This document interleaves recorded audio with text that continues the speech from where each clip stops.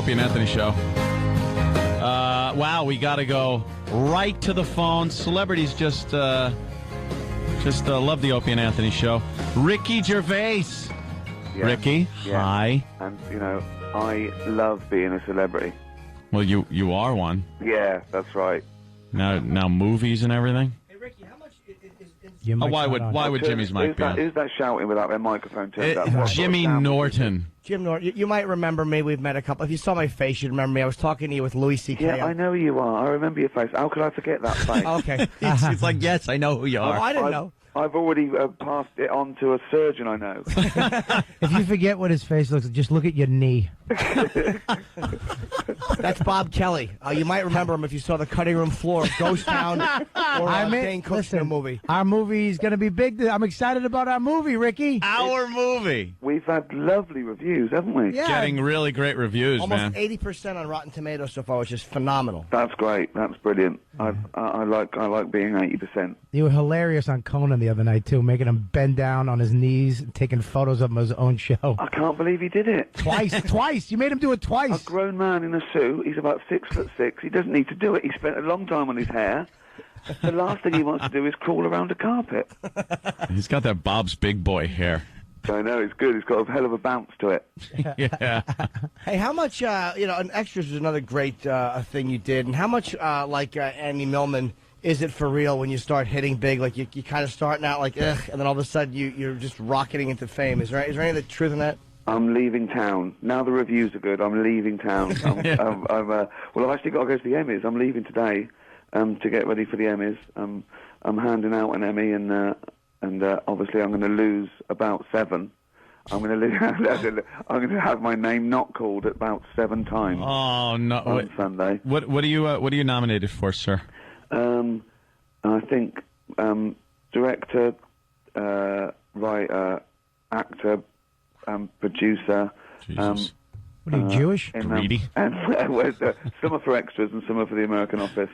But I'm going to also they've put me in the film category, which is a nice promotion. But I'm up against 4 Oscar winners. What are you up? What the film category? Well, I'm up in the Extras special is actually in the movie category. Oh. They've put it in the movie category because it was like 85 minutes long, which is nice and it is flattering. And we sort of secretly made a movie. I was sort of practicing, but then to be put up, I'm up against ridiculous actors, real actors. So I've got Real no chance. actors. Who are you up against? Because I mean, Ralph Fiennes, Paul Giamatti, Pardon you. Wilkinson. Just ridiculous. they all stink. I'm tired of all of them. You got a great shot at winning. Who wants to see Ray Fiennes again? It's like, we get it.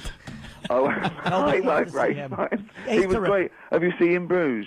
It's brilliant. No, but I'm just kind of being partisan because I like you so much. Well, yeah. Well, I still want me to win more than them. As much as I course. like them, if I'm pitted against someone, then I want me to win. For example, even if I like you guys, but if we were in maybe a gladiator arena, Right. and it was a battle to the death, I have to try my hardest. You'd You have to understand kill that? us. Are you going to try to look gracious when you lose? Are you going to clap and smile like, oh, I'm glad he won? Now, are we in the gladiator arena now, or just the Emmys? Ricky, please, if you lose one, the first one you lose, please on camera just mouth the words to someone. He sucks. How did he win? He sucks. Because they'll go to you every time. I know. You've got to choice. You either can clap and really pretend that you want them to win, which is ridiculous. Yeah. Right, that's ridiculous. You can sort of clap and sort of smile, and that's good, okay. Or you sort of whisper to the person next to you just for something to do. Yeah, yeah. Like you're just getting on with your life. And then everyone's speculating, like, what's he whispering? I bet he's, pissed. Yeah, I like it when they really are surprised. I always assume that if you're there at the awards show and you're nominated, you want to win. So you're not clapping and happy that somebody else won. Of course you want to win. Yeah. Of course you do. I mean, I actually do go to award shows more than I do other things like this because it would be a slap in the face not to. Unless I genuinely can't go, particularly something as big as the Emmys or the Globes and things like that. So I always try and go, but of course you want to win. Yeah. It's the only times when I'm torn. I thought Steve should have won the BAFTA because he was up against me and he was more the comedy character. So there I thought it genuinely probably would have been better to Steve to win because he's nothing without me, and it would be a nice little. Do you know what I mean? Steve Merchant, you mean? Consistently, I'm let down by my cast. I keep proving that I'm what keeps everything afloat. And to be honest, I think I'm carrying Ghost Town. If we're being totally honest, there was one construction worker that was there was like a string of them. They look like have you seen Village People now? They look like that. Yeah, I've seen the cowboy walking around or something, but with his open chaps. Yeah. Remember the day where you were getting chased in the park down that hill through the underneath the bridge? Yeah. I got yelled at by the director that day. Why? What did he say? Because you were on set? No, we were running down the hill, and I was a little heavier at the time. Right. Oh, did he? No, I think when he shouted, "Run, fatty," he was talking to me. No, I was running down the hill, and my arms started flailing and making circles, and I just ran by the camera with my arms like propellers, and people were laughing, and I was like, "Oh my God, I just did something funny in the movie," and then all you hear is him go, "Why did he do that with his arms?" And then, but he said to me, he said, "You didn't look fat." He said, "You looked camp." Well, he actually walked up. He goes, "Why did you do that?" I go, "I'm fat," and I walked away. Which is the answer for every question. Was. Yeah. That's what I say. It's a disease now. Everything's a disease. I have no responsibility over this. I like to eat too much because my brain kicks in and says, "Eat that." And there's nothing I can do about it. Yeah, no one takes responsibility for anything anymore. You could just blame it on a disease, get a prescription for it. Well, I talk about this on the new podcast we've got out. That I said there's now with no political correctness, you see, that's gone crazy. There's no stigma at all. And I was saying I want people to shout me in the street, fatty. And the papers picked up on that. All the British press are going, "Call Ricky fatty" in the street. And I wanted to make it claim that I meant all fat people should be abused. Right, not just you. Yeah, exactly. Hey, on your podcast, I think they're number 1 through 5 on iTunes now. I know. Yeah, I know. Yeah, they're huge. We've been 1 to 4 for about 2 years now, and this new one's come out and it's gone straight to number 1. So eventually, I want to push everyone out the top 10. So it's just my chart. Just you selfish bastard. It's like when there's a pop band in like Eastern Europe that's at number 1 for 19 years because it's the only homegrown pop band. That's what I want to be like. So now, obviously, the reviews are coming in for Ghost Town. Very good. Now, what have you gotten a lot of offers coming in now? More movies? Well, do you know what? It hasn't really changed because, I mean, apart from this one, I've been turning down everything anyway for about 5 years, and I haven't been turning down films because they weren't good or they weren't right for me. It's just been a no because I've been busy. You know, I did The Office. I worked on that for 3 years, then Extras, and I just wasn't looking, and I'm still not looking because I'm doing my own thing. The next film that's out is This Side of the Truth, which I just finished writing and directing with Matt Robinson, and that's me and Rob Lowe, Jennifer Garner, Jonah Hill, Christopher Guest, Jeffrey Tambor, Tina Fey. It is like the comedy cast of the decade, you know, and so that's very exciting. And now you're part of that whole inner circle. Oh my God! Well, I'm not really part of any circle. You know what I mean? You're the only people that consistently invite me into your world. Everyone else just does it once and then says, "Well, let's just rest." Let's rest. We've talked a little too much. I think. What's that new movie about? This Side of the Truth. It's imagine if the world was different. Imagine if the human race hadn't evolved the gene for lying. What would it be like? There'd be no fiction, no art. Everyone would be brutally honest. And it's a very harsh world. And I come along and I'm a loser in this world and I'm beaten up by the world. But I discover I've got this genetic mutation and I can lie. And so I'm pretty invincible and I can get anything I want. Wow. That's actually a damn good idea. That's a great idea. Ricky, Jesus. Ricky, can I tell you something? Go on. I auditioned for that, too. Did you? Oh. The guy standing on the thing screaming. Oh, yeah, the guy, the crazy guy, yeah. Would you leave Ricky alone and stop following him around to auditions? I didn't even know. I didn't. Where did you audition? In New York. Yeah, and I got a nice hot no. I got, thanks. No, you'd have been good for that. You'd have been good for that. I mean, the guy we got was good. I'm gonna admit that to you. I mean, we're happy with what we've got in the can. But it would have been different. And I didn't know you then, did I? I could, in the future, I'll pull a few strings. It seems like movies would be your thing because you kind of don't like staying on any one project too long, it seems. Yeah, movies are great because you sort of treat the work slightly differently. Not that I don't do this for television, but movies really are forever, and it seems like you might as well, really get them right, because you want them to be around. Like Ghost Town, it's a little movie, but what I think is nice about it isn't the opening weekend. The fact that I think it's like a little perennial classic. Mm-hmm. I think this will play for 20 years hopefully, and me and Steve Merchant were very conscious of that, and I think it's because I came to it maybe with an older, wiser, fatter head on my shoulders, and we always thought we took out jokes that you wouldn't get in a year's time because they were a cultural reference. That's a good idea. We think that, and I think it still stands up. I know it's only been 5 years, but I think it'll be around in 20. There's nothing worse than watching a movie that it was kind of a good movie that just has references in it like, oh brother, what are you doing? A Big Brother winners reference. People go, well, who's that? Yeah. It was Craig. I don't remember Craig. You have this great knack for, like, you really are the quintessential not greedy with comedy. Like, you did 12 episodes of The Office, a phenomenal finishing 2-hour special or whatever it was, and you were done. And the same thing with extras. It's like you always finish like people really want you to do another season or whatever. You never get greedy with this stuff. Well, there's a few reasons for that. I mean, I've been let down myself. I hate this idea that if something's successful, you've got to milk it. I don't know why you've got to milk it. That's for other people, not for you. I don't know why. That it's them thinking they're sort of milking you. Not literally, that would be disgusting. And the other reason is, you do get bored quite quickly. But the main reason is that because me and Steve do it all ourselves, we haven't got a team of 20 creative producers. We don't use other writers. We put everything into it. It takes us months and months to write the scripts. Then we film it, and then we worry about the font on the back of the DVD, and it's really intense. Jeez, yeah. So, but the payback is the fact that we can put it on our shelf and say we did that, and that's the most satisfying thing. The sheer pleasure of having done it.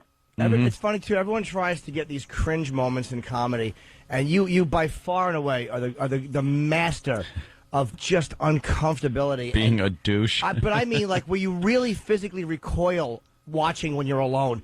And in extras, I think the moment that got me the most was when you're at the awards show and the doll of you is giving that awful, you having a laugh, that horrible catchphrase, and the guy is trying to give this touching speech, and it's just, Oh, yeah. Well, great, man. Well, I mean, I've always been aware of uncomfortable moments, but I've never got embarrassed myself. I mean, you guys are the same. I think that we've got like this sort of shield, particularly if you're a comedian, but I feel discomfort for other people. And the worst thing for me is a bad sense of humour. If there's a group of people and someone makes a joke and someone else, and then someone makes a bad joke and it goes badly, I want to rewind time and go to him, don't say it this time. And I don't know why. I feel sorry for the coolest man in the world if he can't tell a joke. I feel sorry for a president. If he makes a bad joke, I want to go, oh, bless him. He could be bombing the shit out of countries. But if he makes a bad joke, I feel so sorry for him. Yeah. Yeah, there's something very revealing, and there's something totally naked about somebody in a social setting who is trying to be funny, and it just gets a zero, and there's that cold stammering after, and people just kind of look down at you can't look at each other. It hurts, doesn't it? It actually hurts. Oh, in your pain. chest. Yes, like physical pain. Oh, you want to breathe deeply. Just you can't shake it off. Embarrassment. I mean, it's just the worst. He just reached out for love, and everyone in the group went, "No, we're rejecting you." It's a very personal thing. Yeah. And boy, I was at this dinner party once with we only knew sort of one set of friends, and they were all their friends, and they were quite sort of like ranging from sort of like that posh and middle class and up to sort of like 70-year-olds, and we were telling jokes, and we got onto like sicker jokes, and I told one particularly. I won't tell it now. I can't. It's really sick. And then at the dinner they said, "Oh, tell that joke." And I went, my God. I went, no, and they went, "Oh, go on, it'll be all right." And I looked around, and I thought, well, okay, it must be really cool. And I told the joke, and it went quiet, and they went, "Not that one." Well, be specific. I just told the worst joke in the world. Yeah, we embrace our bombs here on the show. Oh, they're fun, aren't they? But that was the fun with The Office. The Office was actually And we didn't say this at the time, but The Office was a comedy about comedy. It was much more about comedy than anything else, really, because in a social situation, that's what people try and fail at. That's what, you know, and it's just... It is the worst. It's the worst feeling in the world to bomb with a joke. Well, the beauty of David Brent was it was so how like completely he would go, he gets it. He's having a laugh. Like you would always point at people who were just deadpanning and go, he's enjoying it. Completely unaware at what an ass he is. Also, of course, because he had that added pressure that he knew it was being filmed, so he had to be seen to be doing well. Because that's all he wanted it for. The little eye dart off to the camera, exactly, like looking over at the camera like that, all uncomfortably. Well, I remember when we were making the show. I mean, we were such a slave to the realism, but more we had to keep reminding people that it was a fake documentary. Because if you take that away, it's quite an average, boring sort of sitcom where nothing happens.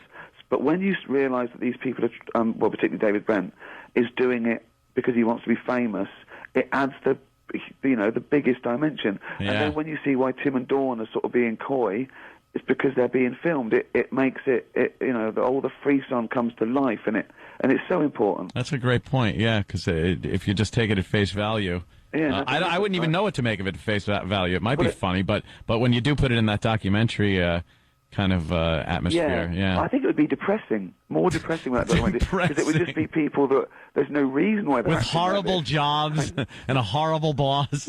I know, exactly. And the way David Brent would sell himself, the beauty of it was in those moments where you're talking to the camera, and just the things like, I want to be, if they say, hey, he's a great boss, well, sue me. Just these little things you'd say about yourself. It's like, God, what an ass. I know. Well, a couple of people say, is it based on anyone? And it's sort of a Frankenstein of people I've met. But one of the opening scene where I'm saying to that forklift driver, I don't give bad jobs. If a guy comes to me and I make the phone call, that actually happened to me when I was about 18. I went along to one of those temp agencies to get to be placed for like weeks in factories and stuff before I went to college.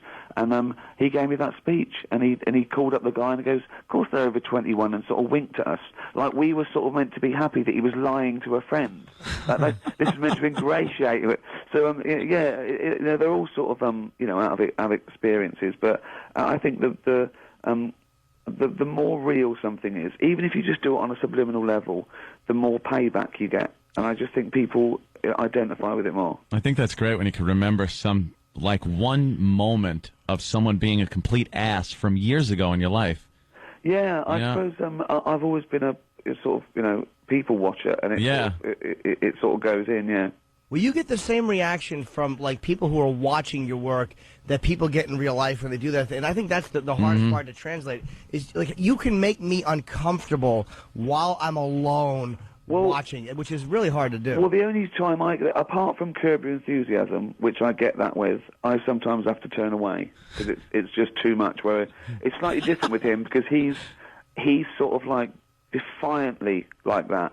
And like David Brent, who had the blind spot, the Larry David character in the show is one of those people that just won't back down, which is funny. But the times I get it, apart from social situations, is the reality game shows.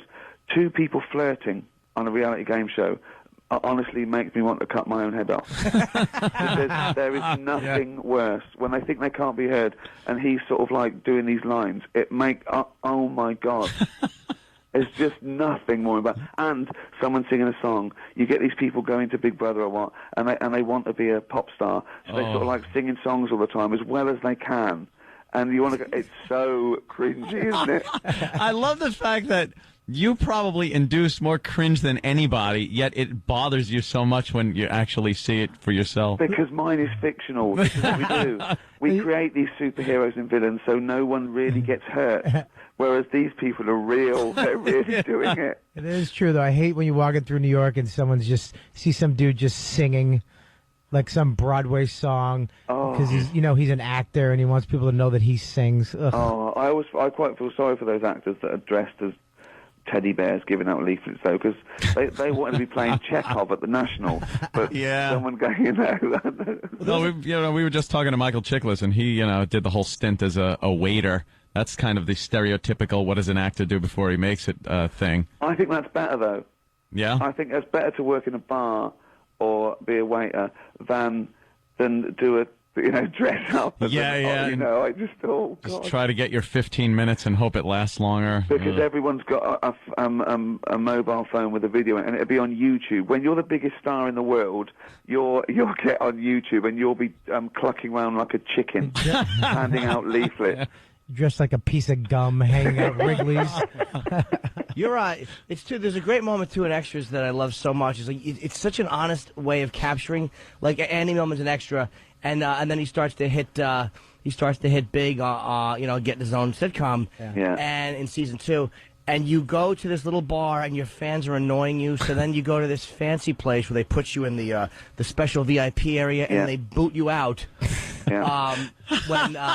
Oh God, who was it that showed up? The singer. Oh my God, David Bowie. David Bowie. Well, that happened to me. My girlfriend was a producer on a big English soap opera called EastEnders. And we went along with some of those stars, right, when she was working on it. We went there, and they let us do in the VIP, just like that. They let us sit there, and then they came over and said, "You're going to have to move." We said, "Why?" I said, "Because Goldie Hawn's just come in." Oof. And they moved these soap opera stars out of the way for Goldie Hawn to sit there. What year was it? 1979? Who cares about her? 1969. It was about 1992. She was over in England. I don't know what she was doing. So it actually happened. But the David Bowie thing was sort of like that. I mean, obviously, I couldn't be accepted where I wanted to be, so I went back and got a little bit of adoration and from the idiots. Yeah. But this at the end of the episode, he goes back to the small bar.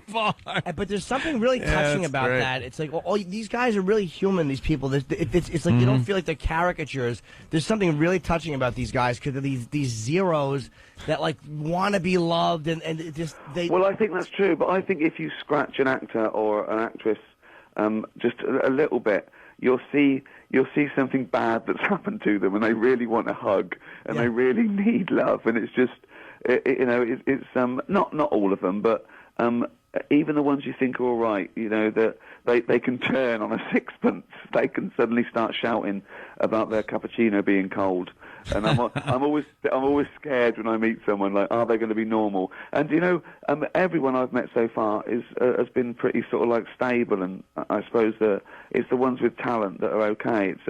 It's these. Guess you didn't talk to Bobby that long, huh? On the set. I'm in his movie. Okay. Yeah, no, Let's be serious. You know what? I'm still thinking him sitting there with a hard hat on, and he obviously isn't, is he? No, a flesh-colored one. Well, he was actually at the cellar with Louis, and I took a nice hot bombing. I really wanted to do well in front of Ricky. You didn't bomb. Why did you think you bombed? I heard both of you giggling when I wasn't talking. Why do you think you bombed? No. There's a reason for that, because Louis said to me he forgot to mention his therapist, and I sort of laughed because of Louis pointing out where you'd gone wrong. You were doing the thing. Where I've gone wrong. Yeah, I thought that was what I was laughing at. I thought that I was laughing at the audacity of Louis during a set to lean over to me and go, he forgot to mention his therapist. Where you were doing a bit about, I think, and that's what I laughed at. We weren't sitting there laughing, going, look at the fat bald guy without a crash helmet on, dying. Yeah. Ricky, we got to kind of cut it short and get out of here. Yeah, we got to go to the XM side and curse. Thank you very much. Hold on, Ghost Town is out. It does come out today. Yeah. But mention it every day for a week. We need to stay around in cinemas. We're only in about 7. We'll do that. We have been talking. We're your about pal. He was kidding, Jimmy. No, I know. I realized that as I committed to start saying, and then I'm like, do I want to be the idiot that didn't get it, or do I want to act like I'm really professional? Yeah, multi-million-dollar movie, 7 theaters. Yes. Yeah. 2 in Jersey. Or multi-million, not multi-million. You're a melty talented guy. Thank you. Bob, you idiot. And numbers 1 through 5 on iTunes. And what can you say? The original Office and the extras. Hey, good luck at the Emmys, man. I really, really hope you beat all those Finnish bums. I really. And thanks for calling in and stuff. We were having a few issues, and Jimmy was a little upset. But I'm glad you called it. No, not at you, of course not. I'm going to try and pop in next time I'm here as well. Yeah, when you're in town, just I'll talk about you on my blog today, rickygervais.com. I'll talk about Opie and Anthony show and all my friends in New York as I leave the city. Very good. Thanks, Ricky. Take it easy, Ricky. Good luck, man. Later, man. Bye. There we go. What fun. What a fun caller, man. I know, he's fantastic. And you can't help but just, like, dump adulation on the guy. He's too good.